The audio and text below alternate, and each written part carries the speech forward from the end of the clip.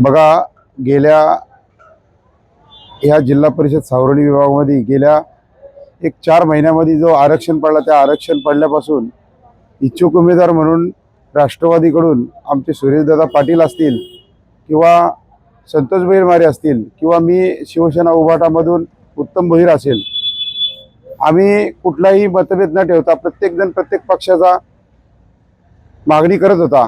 त्या मागणीसाठी प्रत्येक जणांनी अग्रेसर म्हणून शेवटच्या भूमिकेपर्यंत आम्ही ठाम राहिलो।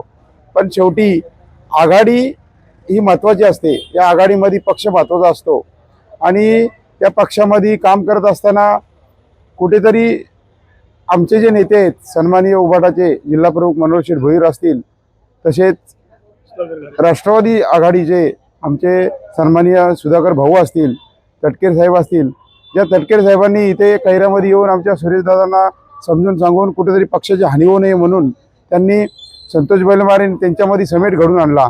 आणि या समेटामध्ये उभाटाकडून आमचे शिवसेना नेते, आमचे जिल्हा प्रमुख मनोहर शेठ भोईर असतील, कुठेतरी पक्षाचं नुकसान होऊ नये, आपल्याला रायगड जिल्हा परिषदेवरती आपल्या आघाडीचा भगवा फडकवायचा आहे। याच्या माध्यमातून आम्ही खूप चांगल्या प्रकारे एकत्र येऊन हा निर्णय घेतला। या निर्णयामध्ये आम्हाला ही सीट रायगड जिल्ह्यामध्ये खूप सेन्सिटिव्ह सीट होती। त्या सेन्सिटिव्ह सीटसाठी सन्माननीय आमचे, तसं बघायला गेलं तर सुरेश पाटील असतील, आज सिनियर नेते आणि सिनियर नेते असताना या विभागामध्ये सुरेशदादा पाटील, तसं बघायला गेलं तर आज त्यांचाच हा बालेकिल्ला आहे। आणि त्या बालेकिल्ल्यामध्ये तसं जर बघायला गेलं तर ही त्यांची सीट होती।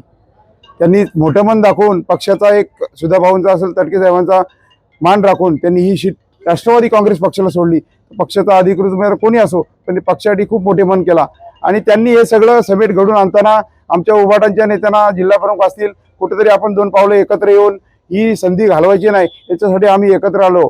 आणि एकत्र येण्यामागं सुरेश पाटील असतील, आमचे दादा सगळे, सुनील तोरे असतील, यशवंत पाटील असतील, बऱ्याच लोकांनी एकत्र येऊन निर्णय घेतला की आपण कुठेतरी थांबायला पाहिजे।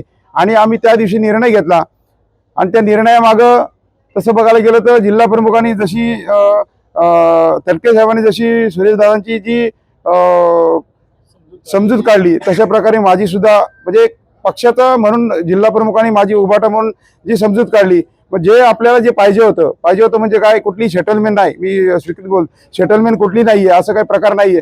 लोकांच्या मनात, लोकांच्या तोंडावर हात देता येत नाहीये। पक्षासाठी आम्ही मोठं मन केलं। पक्षाने पण आम्हाला विसरू नये, ही शेवटची संधी, माझी 3री संधी होती।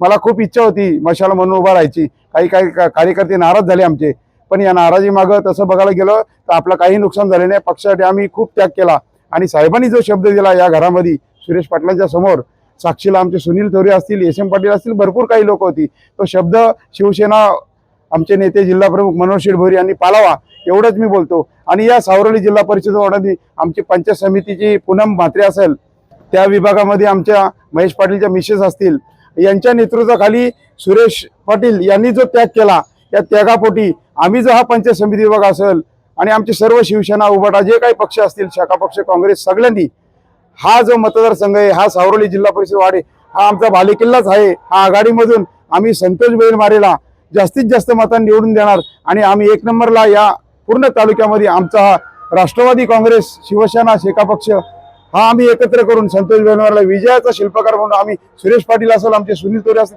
आम्ही सर्वजण या विजयाचे शिल्पकार म्हणून आम्ही जास्तीत जास्त मतांनी निवडून देणार, एवढंच बोलतो। जय हिंद, जय महाराष्ट्र।